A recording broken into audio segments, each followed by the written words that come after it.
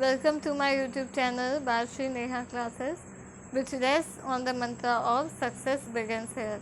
As you all know, मेरे इस channel पे UGC नेट JRF जून 2020 की टीचिंग एप्टीट्यूड और लॉजिकल रीजनिंग की क्लासेस चल रही हैं। साथ ही में मैंने नई सीरीज़ स्टार्ट करी है सोशियोलॉजी के स्टूडेंट्स के लिए, समाजशास्त्र के स्टूडेंट्स। UGC नेट JRF के जो भी लेक्चर्स हैं ये इंग्लिश और हिंदी मीडियम दोनों बच्चों के लिए बेनिफिशियल हैं। तो काइंडली इस लेक्चर को देखने से पहले पुराने लेक्चर्स को जाके आप चेकआउट ज़रूर कर दीजिए ताकि आपको और बेहतर अंडरस्टैंडिंग हो जाए इस लेक्चर की। अच्छा फ्रेंड्स, सोशियोलॉजी के जो लेक्चर्स हैं वो केवल UGC नेट JRF जिन्होंने पेपर सेकंड में सोशियोलॉजी ऑप्ट किया है केवल उनके लिए ही नहीं है, बल्कि वो सभी बच्चे जो किसी भी तरह से सोशियोलॉजी या समाजशास्त्र विषय से अपने स्टडीज़ को आगे लेके जा रहे हैं, उन सभी बच्चों के लिए सोशियोलॉजी के जो लेक्चर्स हैं वो बेनिफिशियल होंगे। ठीक है, चाहे वो 11th-12th में सोशियोलॉजी लिए हों, ग्रेजुएशन पोस्ट ग्रेजुएशन में उन्होंने सोशियोलॉजी लिया हो, और या फिर उन्होंने हायर स्टडीज़ या रिसर्च में सोशियोलॉजी सब्जेक्ट ऑप्ट किया हो, या IAS PCS के एग्ज़ाम्स में सोशियोलॉजी ऑप्ट किया हो, उन सभी बच्चों के लिए सोशियोलॉजी वाले लेक्चर्स सूटेबल होंगे, क्योंकि मैं सोशियोलॉजी को बेसिक से लेके एडवांस तक पूरा लेके जा रही हूँ, जिसमें मैंने अभी emergence of sociology in Europe का पार्ट 1 कंप्लीट करा दिया है। काइंडली आप उसको जाके अगर सोशियोलॉजी बैकग्राउंड से हैं तो आप उसको पहले चेकआउट कर लीजिए। साथ ही में मैंने टीचिंग एप्टीट्यूड और लॉजिकल रीजनिंग की प्रॉपर प्लेलिस्ट बनाई हुई है, तो आप प्लेलिस्ट में जाके भी लेक्चर्स को चेकआउट कर सकते हैं, और मैं डिस्क्रिप्शन बॉक्स में और एंड स्क्रीन में भी आपको लिंक प्रोवाइड कर दूंगी। Friends, now without wasting any much time आज का लेक्चर स्टार्ट करते हैं। जो हमारा आज का लेक्चर है वो टीचिंग एप्टीट्यूड का पार्ट 11 है। पार्ट 10 मैंने ऑलरेडी कंप्लीट करा दिया है, जिसमें मैंने offline and online methods of teaching को पढ़ाया था, जिसमें स्वयं प्रभा मूक मैंने समझा दिया है। बहुत इंपॉर्टेंट लेक्चर था वो, तो आप प्लीज़ उसको जाके देख लीजिए, उससे 1-2 क्वेश्चन ज़रूर आते हैं। और आज जो मैं करने जा रही हूँ, लास्ट के जो 2 पॉइंट्स हैं आपके टीचिंग सपोर्ट सिस्टम और इवैल्यूएशन सिस्टम, वो भी आपका टीचिंग एप्टीट्यूड में बहुत क्वेश्चंस रिसेंटली देखने में आए हैं कि आ रहे हैं, चाहे वो मैथ द फॉलोइंग के पॉइंट ऑफ व्यू से आ रहा हो या वो डेफिनेशंस के पॉइंट ऑफ व्यू से आ रहा हो। तो प्लीज़ ये लेक्चर को पूरा एंड तक देखेगा ताकि आपको इसकी बेटर अंडरस्टैंडिंग मिल जाए। आज का जो मेरा लेक्चर है वो है टीचिंग सपोर्ट सिस्टम, यानी कि शिक्षण सहायक सामग्री। यहाँ पे आप देख रहे होंगे मैंने मेंशन किया है कि ये for English and Hindi medium दोनों बच्चों के लिए सूटेबल है। जैसा कि आप सभी को पता है, मैंने जितने भी कॉम्पिटिटिव एग्ज़ाम्स के लेक्चर्स हैं वो चाहे वो UGC नेट JRF का हो या सोशियोलॉजी वाला हो, समाजशास्त्र वाला, वो इंग्लिश हिंदी दोनों मीडियम के बच्चों के लिए बेनिफिशियल है। ठीक है, तो आज के लेक्चर को स्टार्ट करते हैं। सबसे पहले समझना ज़रूरी है कि टीचिंग सपोर्ट सिस्टम होता क्या है, शिक्षण सहायक प्रणाली होता क्या है। फ्रेंड्स, इसको पढ़ने से पहले मैं आपको बेसिक अंडरस्टैंडिंग दे देती हूँ। नाम से ही समझ में आता है टीचिंग को सपोर्ट करने वाला सिस्टम हो जाता है टीचिंग सपोर्ट सिस्टम। इसका मतलब हुआ शिक्षण को जो सहायता प्रदान करे वो सभी माध्यम आपके आ जाते हैं शिक्षण सहायक प्रणाली के अंतर्गत। ठीक है, मतलब वो सारे मेथड्स, वो सारे इक्विपमेंट्स, वो सारे टूल्स जिनका टीचर यूज़ करता है, टीचर्स से जिनको बेनिफिट मिलता है, और टीचर्स जिनका यूज़ करके बच्चों में लर्निंग आउटकम्स को और बेहतर बनाते हैं और ज़्यादा अचीवमेंट को बढ़ा सकते हैं। बच्चों द्वारा जो प्राप्त शिक्षा है उस शिक्षा को अधिक से अधिक वो किस तरह से प्राप्त कर सकें, समझ सकें, वो सारे जो माध्यम हैं वो आपके शिक्षण अधिगम प्रक्रिया के अंतर्गत आते हैं, जिसमें आपके शिक्षण सहायक प्रणाली बोला जाता है। ठीक है, इसी को यहाँ पे मेंशन किया है। In the realm of teaching learning process, there is a system that teaches, trains, coaches, guides and instruct teachers on how to maximize academic achievement of students. वो सभी माध्यम जो एक टीचर को, एक शिक्षक को सिखाते हैं कि किस तरह वो अपने जो स्टूडेंट्स हैं उनके द्वारा प्राप्त शिक्षा को अधिक से अधिक बेहतर कर सकें, वो सभी आ जाते हैं आपके टीचिंग सपोर्ट सिस्टम में, यानी कि शिक्षा सहायक प्रणाली के अंतर्गत। A teacher support system caters to the teachers with an ultimate goal to improve students' achievement. इसका अल्टीमेट गोल यानी कि मेन पर्पस क्या होता है, मेन उसका उद्देश्य क्या होता है, बच्चों द्वारा ज्ञान जो अर्जित किया जा रहा है उसको किस तरह से अधिक या मैक्सिमम किया जाए। एक होता है टीचर आया, उसने चीज़ बोल दी, समझा दी क्लास में, और ये पता नहीं कि बच्चे को वो चीज़ समझ में आई या नहीं आई। तो वो सभी माध्यम जो एक टीचर को ये सिखाते हैं कि वो किन किन माध्यमों से बच्चों को समझाएं कि बच्चों द्वारा जो शिक्षा को प्राप्त किया जा रहा है वो अंडरस्टैंडिंग भी उनको हो रही है कि नहीं हो रही है, ये आ जाता है आपका टीचिंग सपोर्ट सिस्टम के अंदर।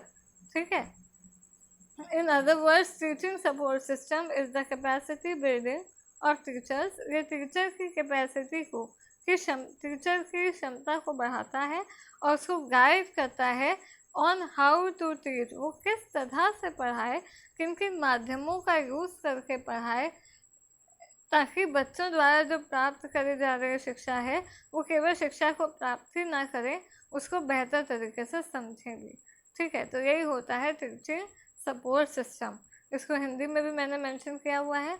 अच्छा फ्रेंड्स, ये जो भी हिंदी के नोट्स हैं, मेरे सेट में PDF नोट्स हैं, ये आपको कहीं और नहीं मिलेंगे, तो काइंडली आप इसकी स्क्रीनशॉट ले लें, और जिन बच्चों को PDF नोट्स की आवश्यकता है या रिक्वायरमेंट है वो मुझे कमेंट बॉक्स में अपनी मेल ID मेंशन कर दें। मैं PDF नोट्स अगर आपको इंग्लिश में चाहिए तो इंग्लिश में सेंड कर दूँगी, हिंदी में चाहिए तो हिंदी में भेज दूँगी। ठीक है, तो हिंदी वाला रीड कर लेते हैं। शिक्षा अधिगम प्रक्रिया में वो सभी माध्यम जो शिक्षक को यह सिखाते हैं कि किस प्रकार शिक्षक अपने विद्यार्थियों द्वारा शिक्षा ग्रहण करने की क्षमता को अधिक से अधिक कर सकते हैं, इन्हें शिक्षा सहायक प्रणाली कहा जाता है। ठीक है, तो मतलब वो सभी माध्यम जो एक टीचर को सिखाए कि किस तरह से वो पढ़ाए कि बच्चे को ज़्यादा से ज़्यादा चीज़ें बेहतर तरीके से समझ में आए और एग्ज़ाम में वो ज़्यादा नंबर स्कोर कर सके, जो उसने सीखा है उसको अपनी लाइफ में अच्छे से यूज़ कर सके, और उसकी लॉन्ग टर्म उस सब्जेक्ट की अंडरस्टैंडिंग, उस कॉन्सेप्ट की अंडरस्टैंडिंग दीर्घकाल तक रहे। ठीक है, तो यही होता है आपका टीचिंग सपोर्ट सिस्टम। अब ये होते हैं दो तरह के, एक होता है ट्रेडिशनल, जिसको हम हिंदी में पारंपरिक बोलते हैं, और दूसरा होता है मॉडर्न या ICT बेस्ड, जिसको हम आधुनिक शिक्षण विधियां के नाम से भी जानते हैं। ये सब हमने शिक्षण विधियों में ऑलरेडी किया हुआ है, बट ये एक तरह से थोड़ा डिटेल्ड स्टडी है। वहाँ पे मैंने आपको पूरा बताया था कौन सा मेथड कैसे चलता है, क्या मेथड है वो, उसके अंदर क्या क्या चीज़ें आती हैं। यहाँ पे मेन मोटा मोटा बाइफर्केशन है, यानी कि डिवीज़न है कि जो भी टीचर को जो चीज़ें सिखाते हैं, टीचर जिन जिन चीज़ों का यूज़ करके बच्चों को पढ़ा सकता है ताकि बच्चों को उस कॉन्सेप्ट की बेहतर अंडरस्टैंडिंग हो जाए, उन स्रोतों को, उन माध्यमों को, उन मीडियम्स को, उन सोर्सेस को दो भागों में बांटा जा सकता है। या तो वो ट्रेडिशनल मेथड होते हैं या तो वो मॉडर्न मेथड होते हैं। ट्रेडिशनल यानी कि पारंपरिक तरीके, पारंपरिक तरीकों को बैक टू बेसिक्स कहा जाता है।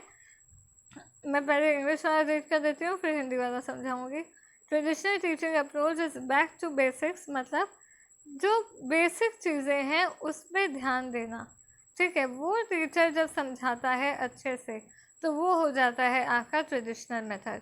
इसमें मेनली आपकी किताबें आती हैं, पुस्तकें आते हैं, मैगजीन्स आते हैं, चौक आता है, बोर्ड आता है, बोर्ड में उसने कॉन्सेप्ट को बनाया, डायग्राम बनाया, उसका पूरा कॉन्सेप्ट समझाया, ये हो जाता है बैक टू बेसिक। यानी कि परंपरागत जो प्रणाली है, मतलब जो बिना इंटरनेट और बिना कंप्यूटर के द्वारा जो पढ़ाई होती है, वो जो होता है हमारा बिना इलेक्ट्रॉनिक मीडिया के जो पढ़ाई होती है, जो ऑफलाइन मेथड्स होते हैं, वो ट्रेडिशनल मेथड होता है।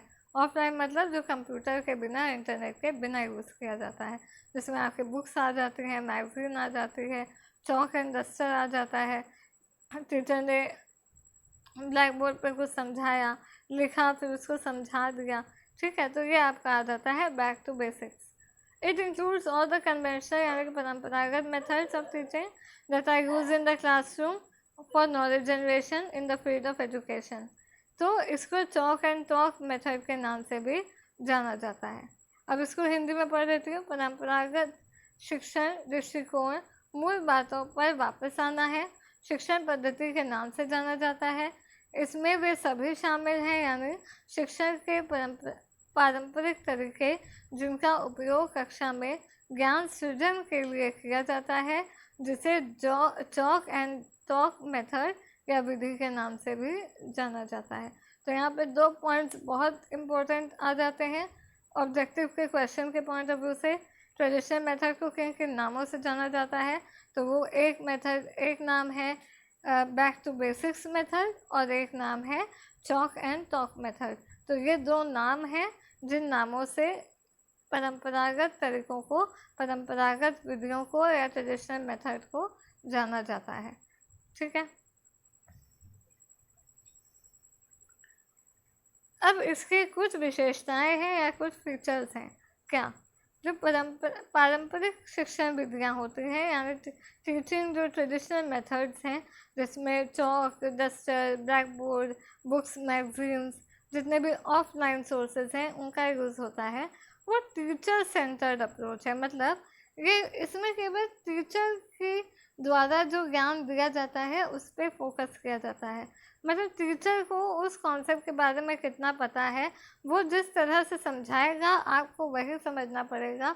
आप एक्स्ट्रा कुछ उससे निकलवा नहीं सकते, कुछ ज़्यादा उससे समझ नहीं सकते।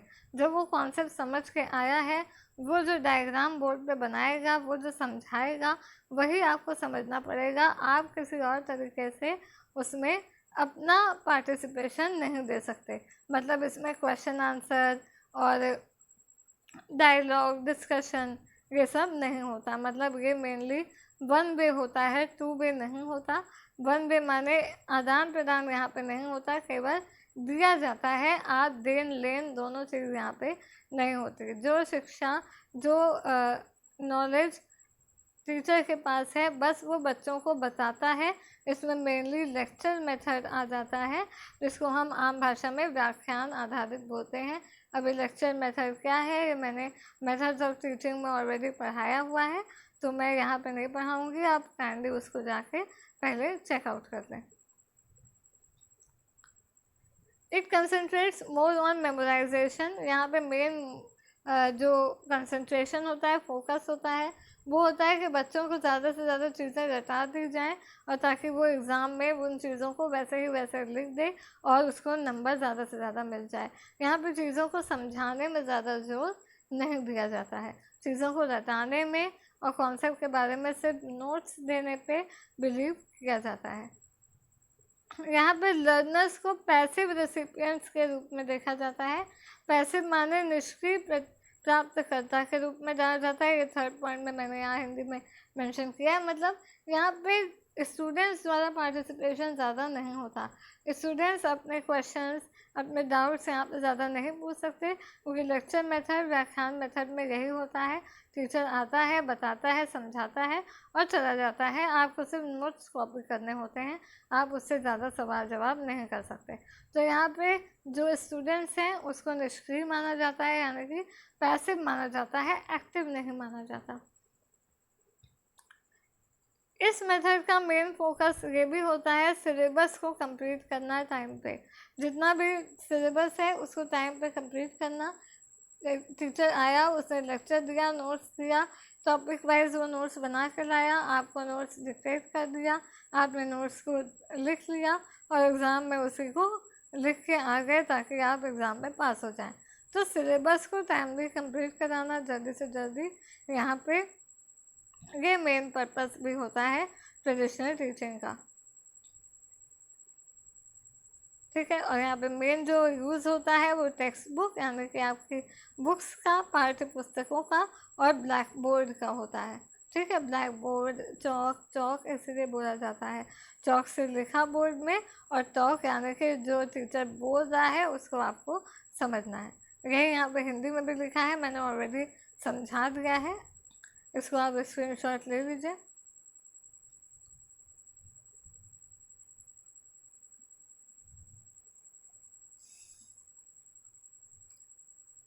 आई होप आपने स्क्रीनशॉट ले लिया होगा। नेक्स्ट आ जाते हैं जो दूसरा बाइफर्केशन है। टीचिंग सपोर्ट सिस्टम को दो भागों में बांटा जाता है, जैसे मैंने पहले बताया। शिक्षण सहायक प्रणाली को दो भागों में बांटा जाता है।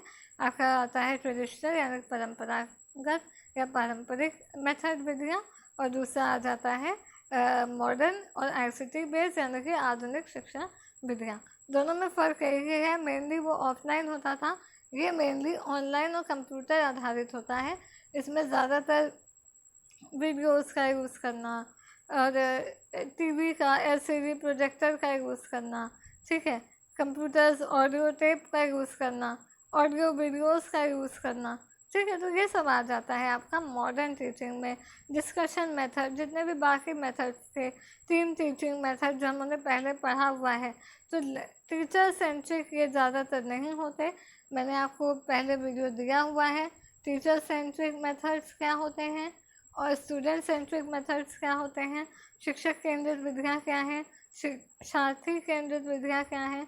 तो ये जो दोनों विधियाँ हैं, जो शिक्षक केंद्रित विधियाँ हैं, वो मेनली आपकी आ जाती हैं ट्रेडिशनल में यानी कि पारंपरिक में, और जो मॉडर्न टीचिंग मेथड्स में आपकी शिक्षार्थी केंद्रित यानी कि स्टूडेंट सेंट्रिक मेथड्स आ जाते हैं, जिसमें स्टूडेंट का पार्टिसिपेशन ज़्यादा होता है, स्टूडेंट की अंडरस्टैंडिंग पर ज़्यादा जोर दिया जाता है, कोर्स को कंप्लीट करने पर ज़्यादा जोर नहीं दिया जाता, ठीक है।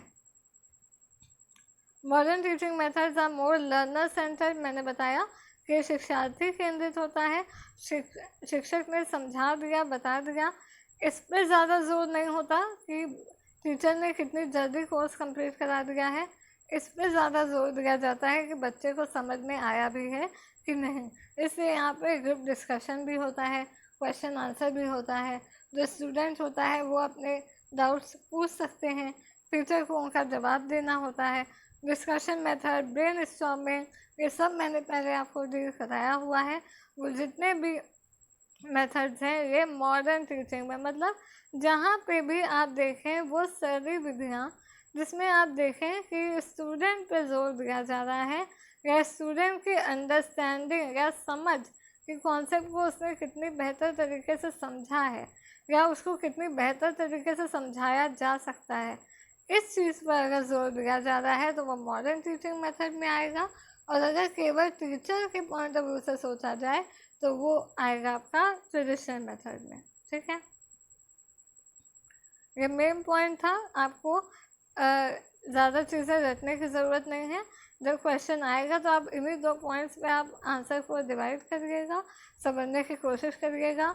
क्वेश्चन में शिक्षक पर ज़्यादा जोर दिया जा रहा है, टीचर की नॉलेज पे ज़्यादा जोर दिया जा रहा है, टीचर किस तरह से पढ़ा रहा है इस पर ज़्यादा जोर दिया जा रहा है, कि इस बात पे ज़्यादा जोर दिया जा रहा है कि बच्चों को किस तरह से बेहतर तरीके से समझाया जाए, या बच्चों को किस तरह से बेहतर तरीके से चीज़ें समझ में आ रहे हैं या नहीं आ रहे हैं, इस पर जोर दिया जा रहा है। अगर स्टूडेंट्स पे जोर दिया जा रहा है, स्टूडेंट की लर्निंग पे जोर दिया जा रहा है तो वो मॉडर्न टीचिंग में आएगा, और अगर टीचर पे जोर दिया जा रहा है तो वो ट्रेडिशनल मेथड में आएगा, ठीक है।